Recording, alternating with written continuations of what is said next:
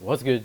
I was gonna say Sanzi. What's good, YouTube? Sanzi3 here. I'm gonna be reviewing the Rakuyou Showdown arc, which is the latest arc in Gintama, in the manga, which just finished, and now the final arc in the Gintama manga the final arc in the Gintama manga is starting. So I wanted to make this video for a variety of reasons. One, because I need a new video to make, and two, because I really wanted to see if my initial feelings when reading through this arc weekly still hold true, and three, because I don't think anyone has really put out a very critical review of the arc. Critical in terms of not only just like analyzing it, but just in terms of not finding it very good. So yeah, a whole bunch of reasons why I want to do this, and obviously I still like Gintama, but I guess my general thoughts on this arc are I thought that it started out pretty okay, and then I think once it got to the Hankai fight, once the Hankai stuff happened, from then on it was just a downward spiral, and I can honestly say that I am really disappointed like in this arc, because so the way in which I ended up doing this is like I started, I started this 2 days ago, so I finished 20 chapters 2 days ago, and then I finished the arc last night. So now I'm obviously making the video, but um I ended up like rereading like every chapter, and so I started bulleting points like on like as I went through the pages. I started bulleting points like on this notepad over here. So I have my other laptop open, and I'm going to be reading it off to you. So but I guess like the main problem that I had, with the arc was that I felt like the dialogue is trying too hard at times to be dramatic. So I felt like it was too over dramatic, and it was trying too hard to push home a point. Like, oh, Gitoki's badass. Oh, it's about the bonds of people. Oh, they care about one another. Oh, you're my family. Oh, we're not family. It's just like so many different things like that I felt like didn't need to be that overly grandiose. They could have just been pared down a little bit in terms of like how he drew it, how he paneled it, and a whole bunch of stuff. I felt like a lot of the dialogue and even like a lot of the paneling was just trying way too hard to make it seem more dramatic than it usually is. And if anyone knows me, I hate that kind of stuff in manga. Like it is not just in manga, like in anything.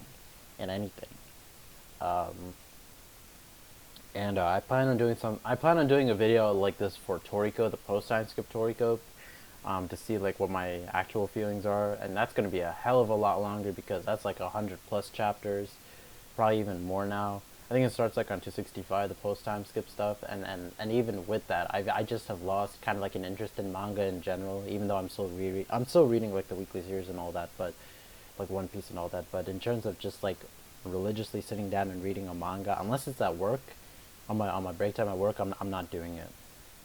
Mainly, I'm just like watching TV shows like Boardwalk Empire and Breaking Bad, and gonna start Sopranos soon and all that, and maybe like some of that is like why I'm so like critical of stuff now, when it comes to this. But anyway, 3 minutes and 45 seconds.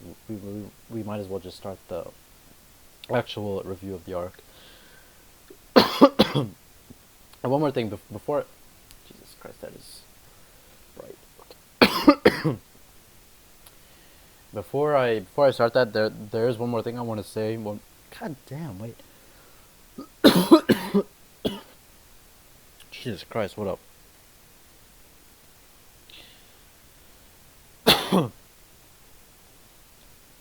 All right.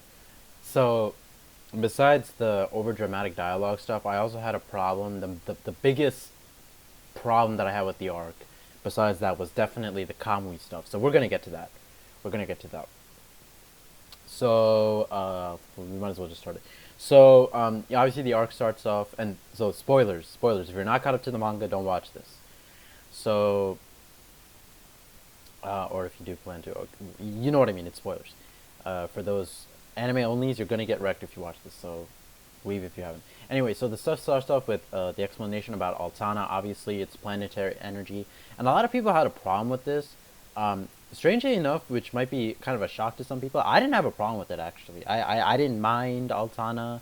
I just thought the name could have been better. Like Altana doesn't like Gintama is like a very like Japanese sort of series that has a lot to do with like feudal systems and ronins and samurai and shoguns and ninja. So like when you hear the name Altana, like you would never expect something that doesn't sound that Japanese to be taken as a serious sort of like plot point maybe. Like yeah, you have the name Elizabeth and all that, but the fact that Altana is like something like dramatic in the story, like it grants immortality to people and it's the planet's energy and can be harnessed and you know that sort of stuff. For something like that to be introduced as a serious plot device, plot point into the story, it's kind of strange because it's a series about samurai and the action has never really been about like supernatural stuff like that, right? It's always been like about stuff like say Hosen versus Gintoki, Gintoki versus Jiraiya, or Jirocho versus Gintoki. You know, like fights like combat like that is what um, realistic combat for better lack of term, even though you know Yato and stuff exists, but realistic combat for better lack of term is like what it's about. And so to introduce something like immortality into that is kind of strange with the whole, and not it's not even the fact that it's immortality. It's just the fact that it's planetary energy that can be harnessed, which is really weird to me. Immortality in itself, I don't really have a problem with. A lot of people felt like it took away from Gintoki, like Gintoki quote unquote killing Shoyo. Um, I can kind of see that. I don't necessarily agree with it wholeheartedly, but I don't. It's not really a problem to me. Is what I'm trying to get at. And I like Utsuro's character anyway. I like those sort of characters anyway that are like sort of looking to die and they're just tired of their lives and um, they're trying to find some purpose in it. So it's not, I do like Utsuro too. So maybe that's another reason why I'm not against it. Oh, and I should probably pull up the pages so that I can uh, tell you guys what I'm going through. So let me open up the manga reader here. Let's go to Gintama. Okay, yeah, so like the example that I have listed here is like the first example of shit that I'm starting to hate in this arc. So let's go to chapter 557, page 4. So 557 has Gintoki and Shinpachi. Nobumi takes them there to the to what's his name, to Bonsai and the rest of them, to keep the rest of the Kiheitai. And this is one arc. This is like the dialogue here is something that I hate. So Nobumi says, "May I ask something? Did you come here as Shoyo's disciple or did you come as Takasugi's comrade?" I feel like that's like there's that piece of dialogue, like it doesn't serve any purpose to me. That just comes across as pretentious. Like there's no point to that. Why didn't she just like? Why is she even asking that? You know, like there is no progression or character development there. There's no point behind it, really. She, like, he should have just gone on, to be honest with you. So yeah, it's examples of dialogue like that really annoy me in this arc. Okay, what's next? And then so initially, Utsuro, you know, they go to Rakuyou. Utsuro attacks with the Harusume, and we later find out towards the end of the arc that Utsuro is attacking to clean out rebel forces. But when I finished reading the arc, I don't even know like why he wanted to clean out the rebel forces. Maybe I might have missed the point. I might have missed like the reason why he wanted to do that. But I never understood like why he wanted to attack Rakuyou to clean out rebel forces. Because the dude's goal is to kill himself, to find a way for him to die. So I didn't get his goal in attacking Rakuyou with that. And before I continue on, let me just say that I'm going to be criticized. There's a lot of shit that I hate in this arc, but at the same time, there is also stuff that I like. So, like, this next part is something that I like. So, let's go to 560, and you guys can follow along with me. Chapter 560, and you guys can go to page 12. And so, this is when Gintoki and Sakamoto and Katsura are attacking the Harusame forces that are trying to blitz them. And page 12 has Gintoki looking beast as fuck, saying, "Keep close to my back." And that is, like, to me, one of the best panels in the fucking Gintama manga. That is just like some next level shit. That looks like incredible, right?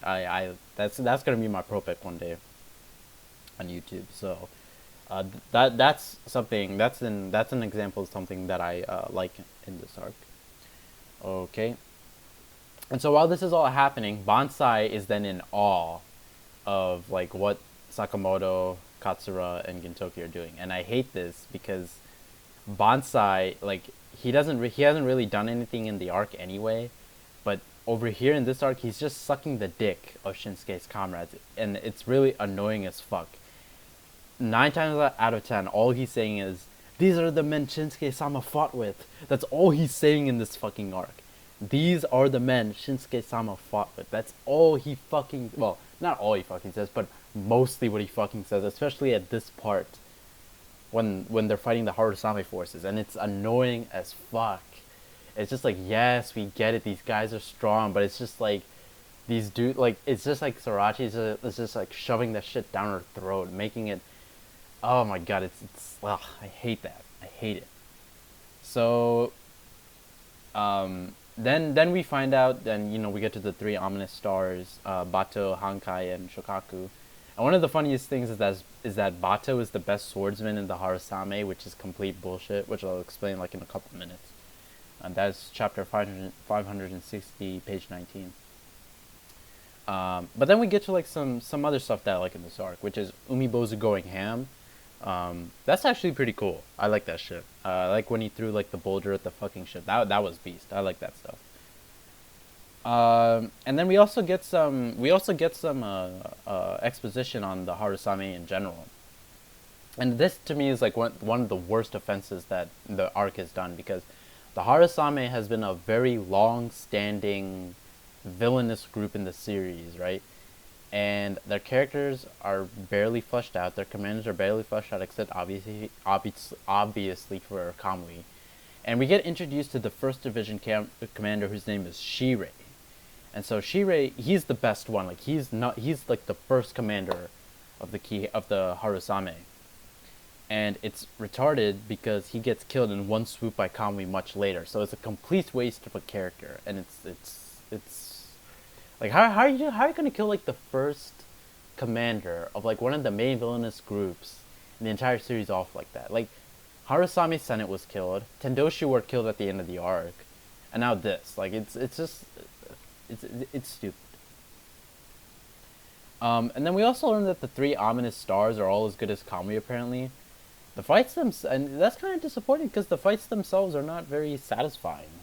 You know, I mean, Shukaku versus Katsura is obviously, but Hankai versus Mutsu and Sakamoto and Nobunobu, like that fight is, it's not even a fight really. It's just Hankai taking over Nobunobu's body and then Sakamoto shooting him, and then obviously like the whole killing intent bullshit with Bata. Like, I know, like, we'll talk about that soon, like in a couple minutes, but one thing that I did like in this arc was definitely Katsura's flashback, which we see with Shukaku. So seeing him and like how he like was raised by his grandmother and the rest of his family, or like how his parents had died and how he pretty much had to be lonely, and how he became friends with Gin and Shinsuke. I like that with Takasugi. I like that stuff. So, and Shukaku versus Katsura is actually a fight that I really like. My only complaint is that the final round of Shukaku versus Katsura, like when he kicks him through the building and what's his name, Shukaku like loses his arm and all that. I wish that round, if you can call it, would have been longer, because when they headbutt, it's just decided at the end with the headbutt, and I feel like it could have gone on a lot longer than that. And one thing I didn't like about that was there was some like lame ass generic like fairy tale esque expression used at the top when they headbutt. It's called Katsura. I don't know if he says it as an adult or if he says it like as a kid, but it says like "Let's fight together," and that's I was just like, oh, I got fairy tale vibes when I saw it. I was like, ah, fuck all that. That's stupid. God damn, my hair is like fucked up. But yeah. So that was a little lame, and I feel like that kind of takes away from the impact. But it's still a good fight. I still like the fight, and I still like that whole headbutt scene anyway. Even though I thought it could have been better. So then we get to obviously the Sakamoto fight with Hankai, and we get more examples of generic dialogue here because Nobu's asking Sakamoto why he saved him, and the way in which he asked that is just like generic as hell. And to me, that's just if there's one thing Gintama is not, at least previously, it was not generic, and I feel like in this arc, it's just like almost all the dialogue is just like some of the like the worst stuff that you can read, honestly, at least in a Gintama arc.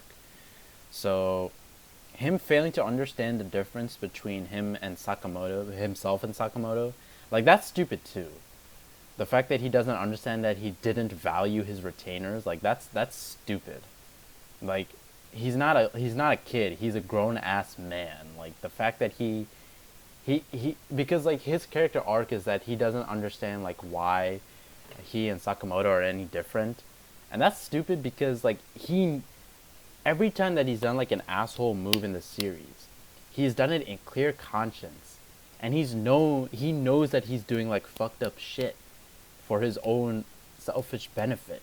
And here now he's asking like what the hell is the difference between us? Like that's just bad writing and stupid.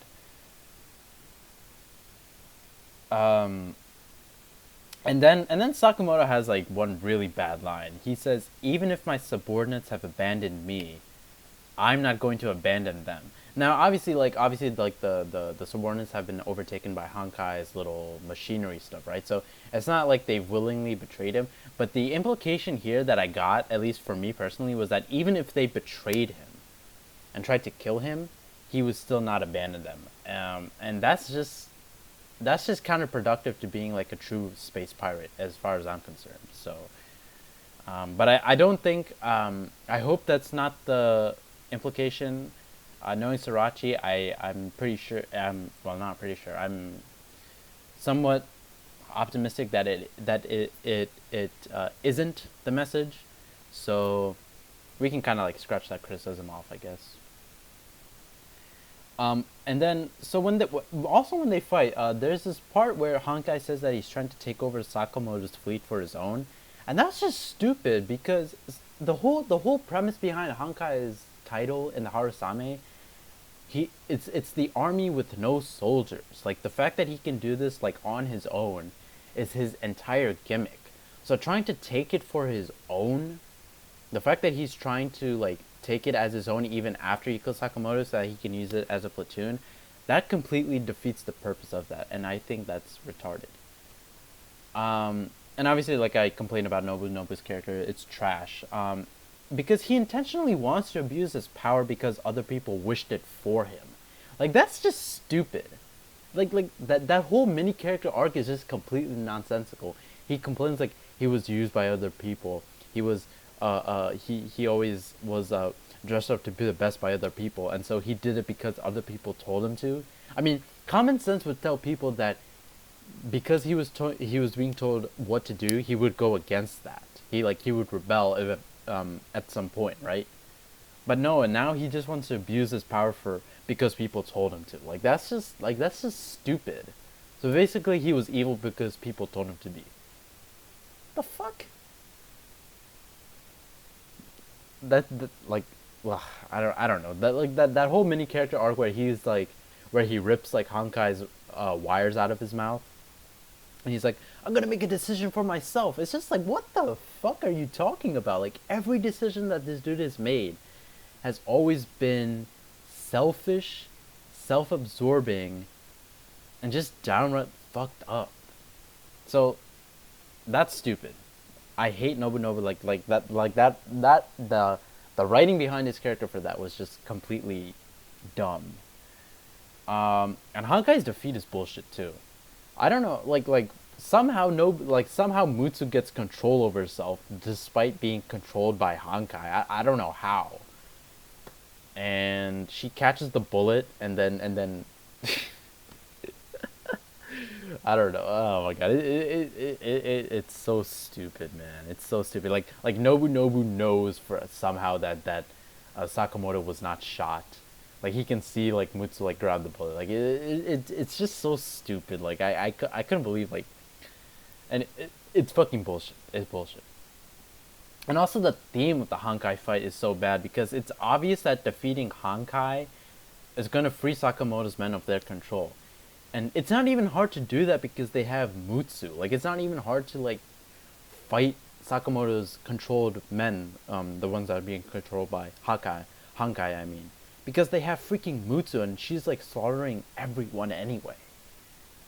And, you know, obviously, like, Hankai is defeated way too easily, too, like, in the matter of, like, a couple of pages. And so, like, especially, like, Hankai, like I said, like, this is where, like, shit starts to get, like, really bad because the Harusame, like, you can't take them seriously, basically. So we get to the Bato stuff, though. There's finally a Yu Yu Hakusho reference in chapter 569, which I like because Yu Yu Hakusho is my shit. But it's really not, like that whole joke, it's not that funny, in my opinion, really. It's like Gintoki was like, someone drew something on your forehead, dude. Like, it was like this big ass panel, and I'm here like reading it, going like, okay, like I'm not laughing, it's not funny, I didn't get the point of that. But then there's this quote that Gintoki gives to Bonsai before he fights Bata about how he won't drop Takasugi's pride, and I don't understand like why that even has to be brought up, like what the point of that is. Like there's like a lot of the dialogue in this arc is, to me, is just pointless. Like it doesn't serve any purpose other than to just sort of be pretentious, in my opinion. And obviously, you know, like Bato is a joke, getting owned by Bakuyasa. Like this dude is the Sword Star Saint, a commander of the Harusame. And yet he gets owned by Bakuyasa. Like, are you fucking kidding me? Like, Jesus Christ! I like that whole Bato fight was just bullshit. Like how the fuck does Gin's killing intent produce clones in Bato's third eye mind? Like the fuck killing intent? Like all these different moves, and apparently like he can't see like right in front of him. Like it's just so stupid, man. It's so stupid. And you know what the worst part is? See, Bato lets Gin stab his sword arm. Like he's able to at one point he's able to bypass, like, see past all of like Gin's sort of shadow clone, killing intent ninjutsu clones, right? And then he says that, I know that your aim is my sword arm. And then he lets Gin stab his sword arm. He lets him stab his sword arm. That's just stupid. And here's the thing. How can he read his mind on Sakamoto, right?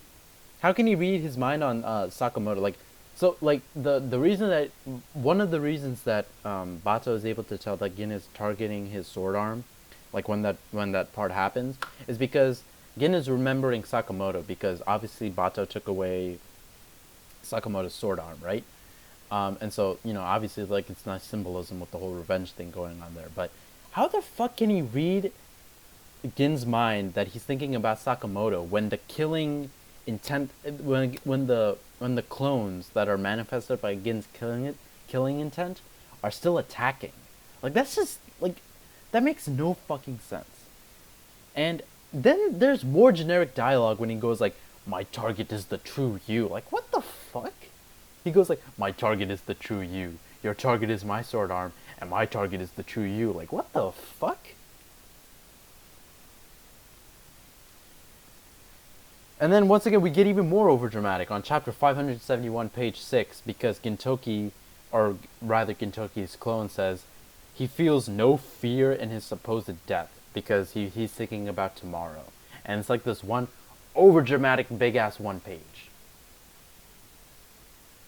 I felt like it would have been a lot more effective had it just been relegated to like one, like half of a page, like just one big panel maybe. It was the whole sunny side up eggs quote. Yeah, there we go. So stupid. So fucking stupid. The whole killing intent clones I think is just so stupid. Like it's fucking nonsensical.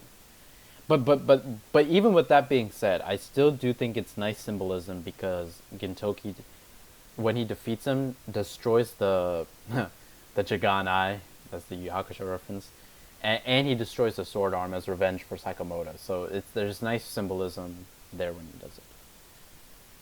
And then some stuff happens, and then we get to Takasugi waking up from his coma, and this is like one of the worst offenses that the arc does because it's revealed that Takasugi knows about Utsuro.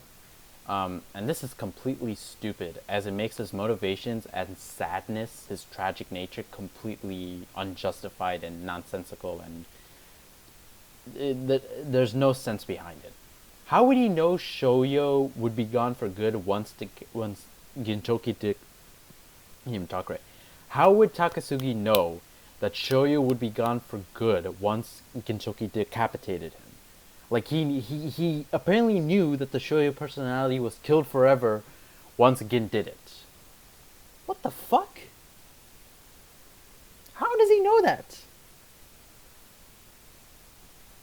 And not only that, him saying hello to Sensei for me. Remember when he killed Sada at the end of the what the fuck is it called? The Courtesan of a Nation arc, yeah. When Obro first shows up. When he kills Sada at the end of that arc, he says, say hello to Sensei for me. How that has no meaning anymore since he knew that Utsuro was immortal. And personalities don't fucking go to heaven or hell. What the fuck? It's so stupid. It's completely meaningless. And if he knew all that, what was the point of him targeting all those innocent people? You don't remember at the start of the series, or towards the start of the series, remember that episode with Gengai?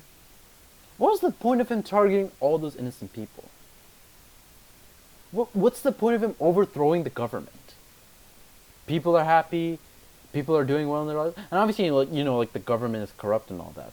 But going out of your way to do terrorist attacks, to put innocent people in danger for that, you.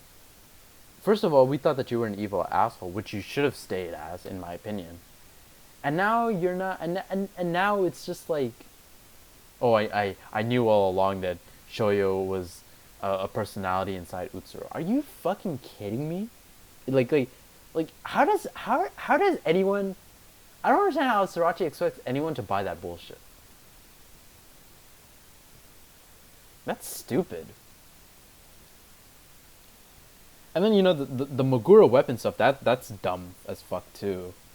But the Mogura they're like these bipedal circular tanks that are destroying shit. And the one thing that I hated the most about that was chapter 575, page 2, because there was just some generic ass fucking cool guys don't look at explosions page, and oh my god, I couldn't take it at that point. And but here's the thing, the bullshit dialogue still continues. So I'm gonna read you this quote, right? And I cannot make this up. This is literally what is said, right? Chapter 575, page 8. It is the duty of the old friends to oppose a country. You have to connect your new friends to the new country. Apparently, there's 2 to 3 pages full of dialogue of saying, of apparently somehow connecting friends and country. But listen to this quote. It is the duty of the old friends to oppose a country. You have to connect your new friends to the new country? What the fuck?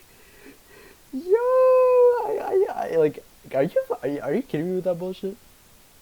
And then on top of that, they're making Gintoki running away with Shinpachi super dramatic. Like there's like this whole like half of a page dedicated to like Shinpachi's hand about to touch Gintoki's no homo. It's just like what the like why what do you do, like why like what's the point? And obviously, like, like the Kamui stuff happens, and so like I said before, like Shirei, who's the first division Harusame commander, he gets killed in one swipe. So, another waste of a character. And then on chapter 577, page 10, Kamui is sad that Yumibozu leaves them. Right? He's sad that Yumibozu has left him, but yet he's angry with him for killing his mom. This is like, let me say something real quick. Kami was actually, like, I usually don't like he wasn't necessarily one of my favorite characters in the series, but I like the dude, right? And one of my fears was that Sorachi would try to like humanize him, and that should not have happened, and it happened anyway, and I kind of expected it because that's just how he does his characters. But the manner in which he did it here, like in what he did to Kamui's character in this arc, was I couldn't believe it. Like it's horrible. I like there are no words. Like it's just it's so incoherent and unsensible, and just it's really shocking too that I thought that Gintama could go this low, because anyway. So anyway, we find out that Kamui's reason for hating Yumibozu, and this is retarded, it's so stupid. Koka tells him that she willingly stayed by... Okay, so anyway, we get introduced to Koka, who is their mom, Kamui's and Kagura's. And, apparently he hates Yumibozu because he killed his mom, right? But here's the thing. Kamui learns from his mom that she willingly stayed by Yumibozu's side, right? So even knowing that it was by his own mom's will and by her own decision, he still wants to kill Yumibozu because he blames him for killing his mom. And not only that, he hears Umibozu talking with Koka and Akagura, who's asleep. He hears him talking with them and still wants to kill him, even though he knows that Umibozu is doing everything in his power to find some way to save Koka, and he still blames him for that. Koka has told him straight up, and he overheard the discussion between Umibozu and Koka when she was sick. It is all her own decision, and yet he still blames the dad. That is so stupid, right? I understand, like, he's a kid, okay? I can understand if he still stayed a kid, and, like, he's bratty, and, kids aren't the most rational people. Okay, fine. But we're talking about someone who is grown up. Someone who's like 17, 18, 19, 20, some age like that. Like, he's grown. And he still feels the same way. That is, like, I can't think of a worse motivation from a character ever. Ever. Ever. You were straight up told the reason why your mom was on Earth. Like, why she didn't go back to her home planet. It was a planet of death. There was nothing good about it. And at least here, with Umibozu, there was a purpose behind living, right? And like I said, like, he was a kid when he was told all this. But he's a grown-ass man now. And he still feels that way. That is so... Like, that is the worst thing that could have happened to Kamui's character. And it happened.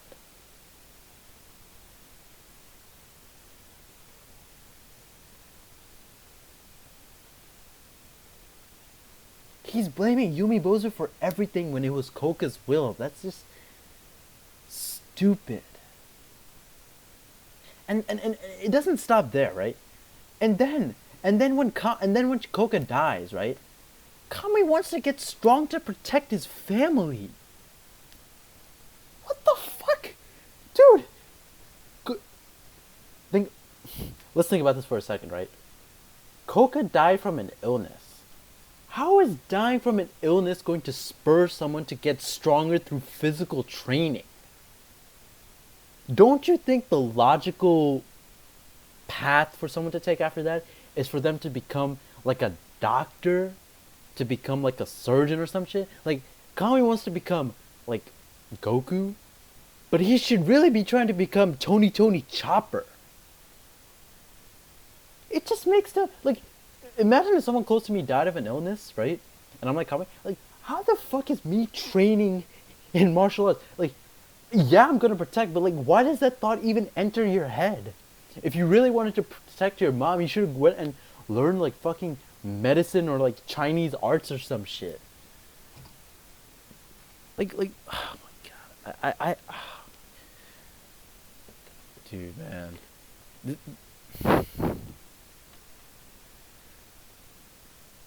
Fucking stupid.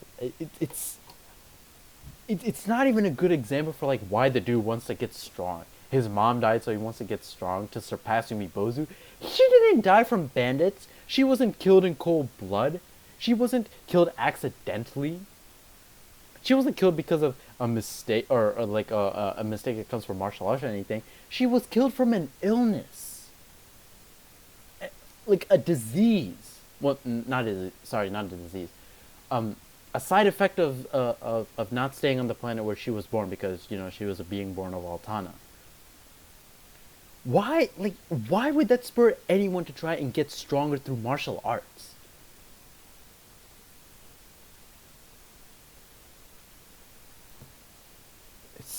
It's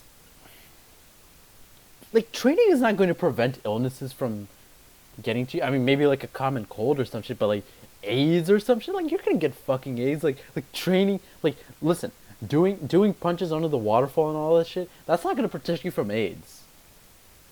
Or HIV or chlamydia or gonorrhea or any of that shit. And it gets even worse. See, like, we're at the third like pitfall. Kami then deduces that throwing away his family will allow him to take Koka back to her home planet. But then what the fuck is the point?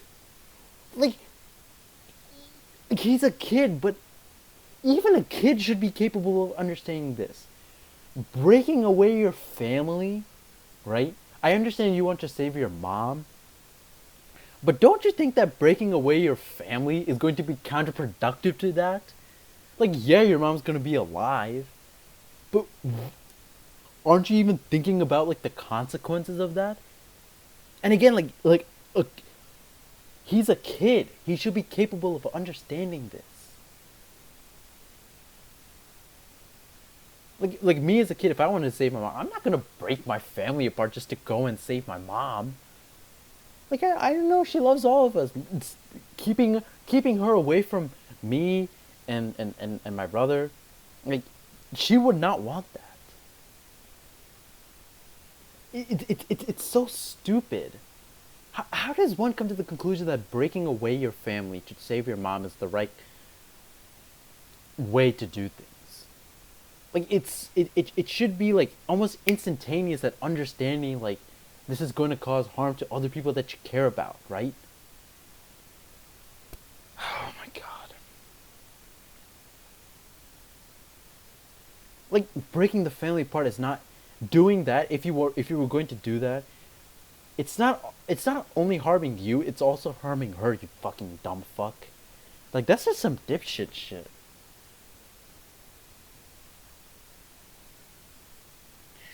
And then, then we get Utsuro versus Umibozu, and then chapter 583, page 13, is one of the worst pages. Not that I've seen in manga. Well, maybe in manga, but at least by Gintama standards, you have to understand, like, reading a Gintama arc or going through a Gintama arc, the one thing that I don't expect is generic on any level, right? or at least I expect like clarity, like in a character, right? I expect clarity not only in a character but in a situation. But chapter 583, page 13, is a fucking idiotic and garbage level page. So Utsuro randomly decided to pour all of his Altana. What happens is Umibozu punches Utsuro's right arm off. Before he does that, right, Utsuro apparently concocted a plan to randomly decide to pour all of the remaining Altana into his body, into the right arm. Why is this bad? Because it completely goes against his character! The entire point of Utsuro is that he's trying to fucking kill himself. That's the point of his character. He's trying to kill himself. He's trying to fucking kill himself. Why would he decide to regenerate himself in a fight? In a fucking fight. He has the code of a warrior, right? He's not just looking for a place to die. He has the code of a warrior, so there is part of his characterization wants him to die like in a good fight, right? But why would he want to use regeneration? That's the bitch shit. That completely goes against his character. He shouldn't be resorting to regeneration or any sort of healing item. He's trying to kill himself. That's the point of his fucking character. Why would he try to regenerate himself? He's not trying to survive. He's trying to kill himself. And Umibozu found a way to kill him. He beat him. He beat him. He beat him. Because of the crystal that he used to like implode his heart. It's a complete shitting. It is a complete turn of character. There is absolutely no reason to why Utsuro should try to regenerate himself to win a fight when he's trying to lose, probably and perhaps in a straight up battle.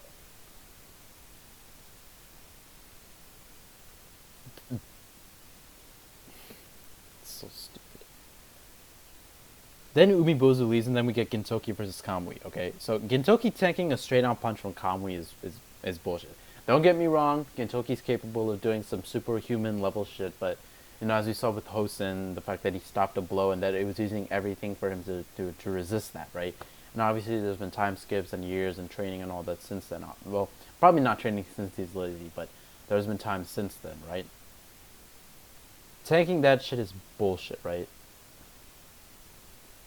But even worse than that throughout this entire fight is more bullshit, overdramatic dialogue that's uninteresting and way too overblown and drawn out and the content is about protecting things, as usual.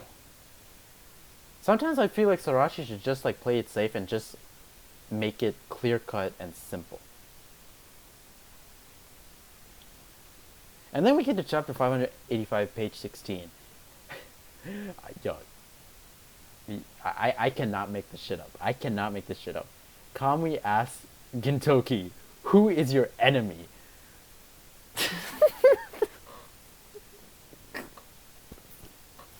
Yo, I can't. Look. I know Gintama does this with where it tries to teach some sort of important life lesson, but this is just stupid. Like, this is... Kami literally is in marvel of Gintoki's power and goes like, you're not fighting against me, you're fighting against a shadow under your eyelid. Who is your enemy? Dude, oh my, are you kidding me with that bullshit? Like, I can't make it up. That's literally what he says. Chapter 585, page 16. Who is your enemy? Like again, it's pointless. Like where does this even come from? Like, what's the point? And so, like, with all the bitching and all the criticizing that I've done, we finally actually get to something that I like this late in the arc, which is chapter 586 has Gintoki sort of be like take a trait from Goku and Yusuke in that he's always breaking his limits and trying to better himself. So that just makes me love him even more as a character. But then obviously we go to the bullshit. So chapter 587 has the one thing, has the, well, I already said it before, but it has the one thing that shouldn't have happened with Kamui's character. The one thing that shouldn't have happened with Kamui's character happens. Personality disorder. You know what made Kamui special among all the Yato? It was the fact that he had already melded his berserk personality, his sadistic personality, his crazy one, with his regular one. So it was just one mode, right? It was just one mode. And sometimes he could be pensive and contemplative, right? But now that 587 makes it a full-on personality disorder, the thing that made him special, like, his character is just destroyed at this point. There is no redeeming his character.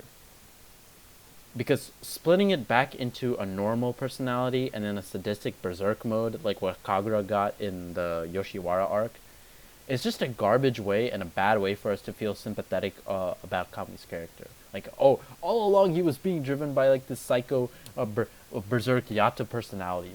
Like that's stupid. That's a cop out, and it just completely erases everything that we loved about Kamui's character beforehand.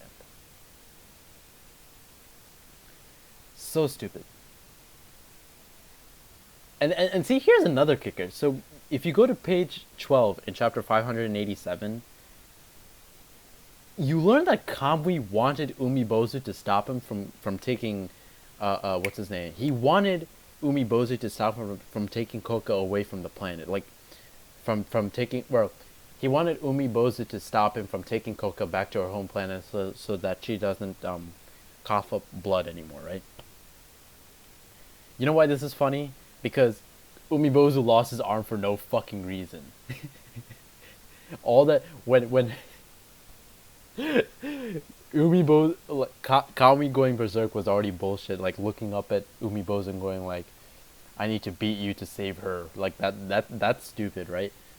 But the fact that he secretly wanted, that he truly wanted Umibozu to stop him, and still took away Umibozu's arm, like that is just that's just like, I love Umibozu, but that is just like horrible comedy writing. Like I honestly laugh at that. He wanted Umibozu to stop him, yet he still takes his arm. Brilliant logic.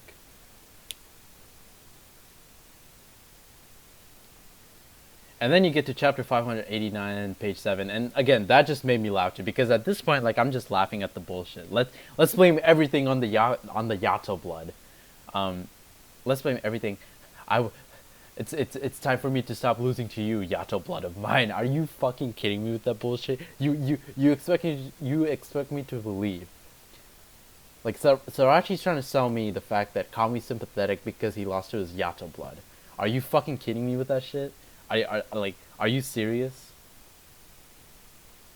Like, I am, like, I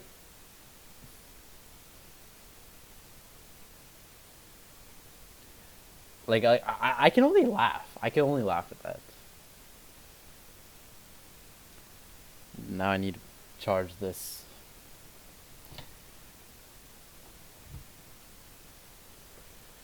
So then they all fight Kamui. They eventually defeat him.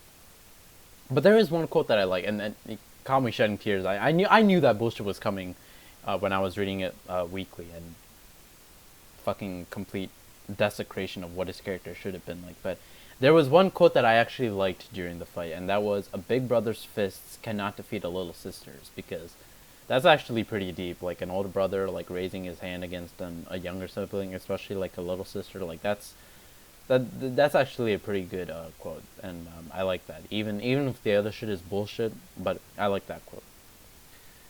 And then we get to Oboro versus Takasugi. And Oboro doesn't care if it's... So Oboro basically doesn't care who he's following, if it's Utsuro or Shoyo. And that's just funny. Like, that just makes him woke as fuck. That just makes him, like... That just makes him pathetic. Like, that just makes him pathetic as a character. He doesn't care if he's following Utsuro or Shoyo. How... Some of the, like...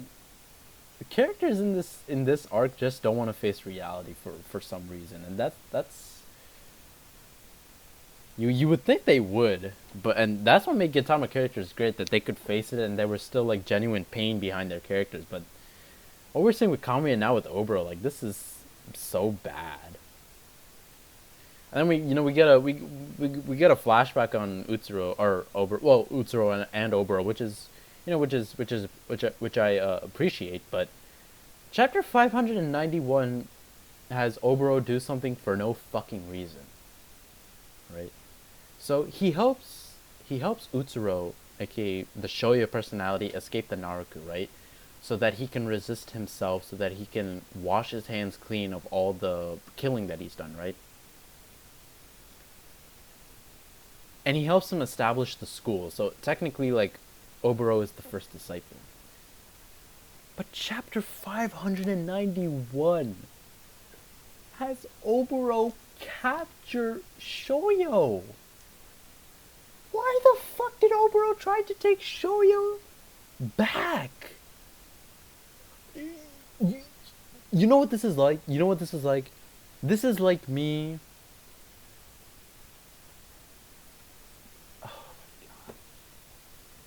Let me give you an example. See, I'm playing Fire Emblem right now on the 3DS, right? And Fire Emblem is like probably the hardest game that I've ever played, right? So I'm always saving and trying to come up with like the best loadouts for my characters, and I'm always trying to do like the best routes so that I can get like the most items off the map, that I can have the most dialogue choices, you know, with the characters, right? What the fuck is that? Yo, hold up. I heard some rats. Jesus Christ.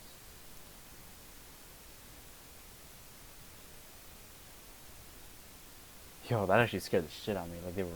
Okay, anyway. Why would... Like... So, what was it? So, like, Fire Emblem, right? So I'm like saving and like trying to like figure out like the best way to beat the map, right? And then I eventually beat the map, and obviously like I get my ass kicked like a lot, right? Like my units die and whatever, and so I have to restart because I don't want to lose them. So I do that constantly, and then I eventually get to the point where I beat the map, right?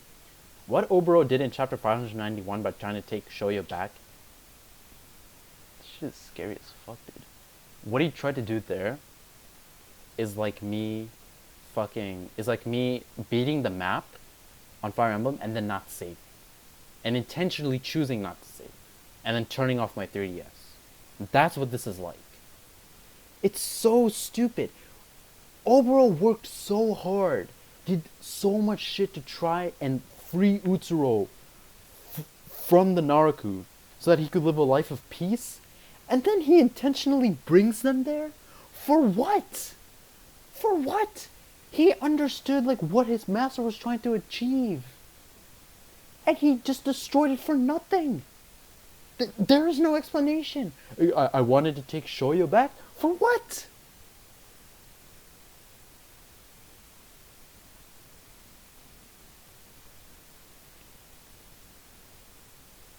So stupid.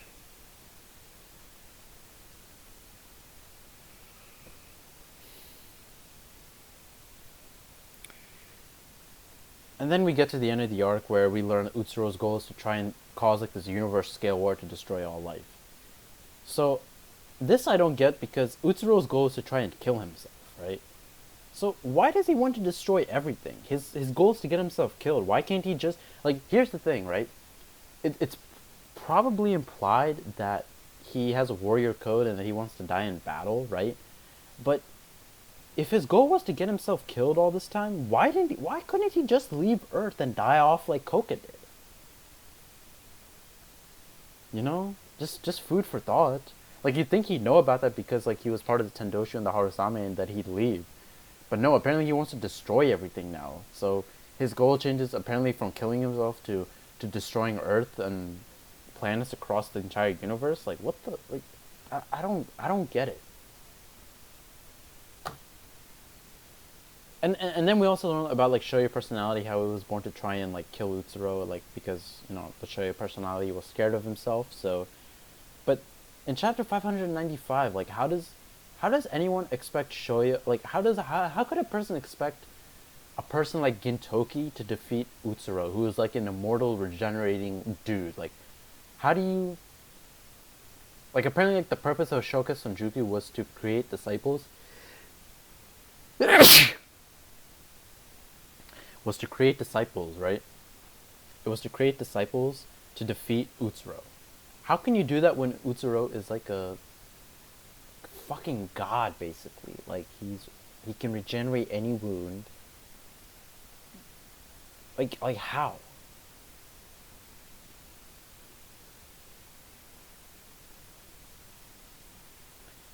And that right there ends my whole in-depth tearing apart, but sometimes praising of the arc.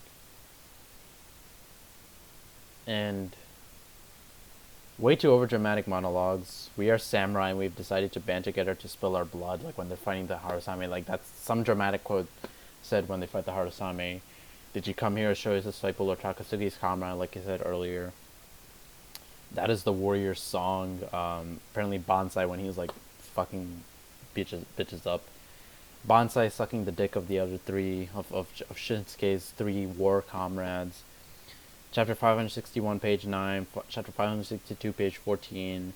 It's completely out of the blue with how dramatic those pages are trying to be. Like, I just hate it. It's just so bad, and Kami's character is fucking wrecked, and nonsensical plot points, and I never thought that Gintama would do this. Like, I never thought that it would get this low. Like, it would get this bad. Because this is the second to last arc. Like, the next arc that's starting, which is, like, it's really about to start, because, like, we see, like, the Tendoshu, or, like, the Tendoshu ships, like, circling around Earth. Like, the next arc is the last arc. And this is the second to last arc, and apparently, it's fucking garbage. With some bright spots here and there.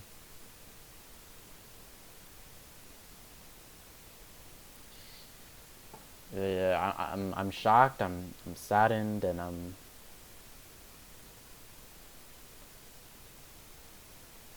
not that interested, I think, anymore. Of course I'm gonna read it because it's the final arc, but now that I've become more cognizant of like the dramatic dialogue stuff that Gintama tends to do, I might have to go back and reread to see like where it actually stands, if it's still my third favorite series. I mean, Gintoki's still my second favorite character, because nothing about his character has been destroyed in my opinion. In fact, I felt like it was still just as good in this arc, but Gintama the series as a whole, I have to start wondering now, like, where does it actually rank on my favorite series or my favorite manga? So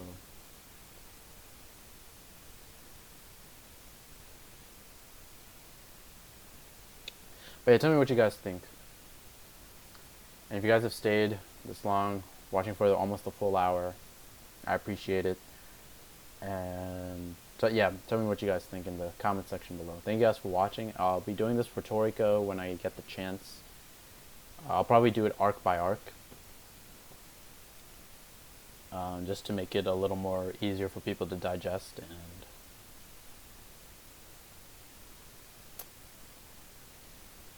yeah, fuck this arc. I'm sorry, I just don't like it. Thank you guys for watching, and see you guys on my next video. I'll probably do a live stream on Saturday, so I'll see you guys then. Take care, guys.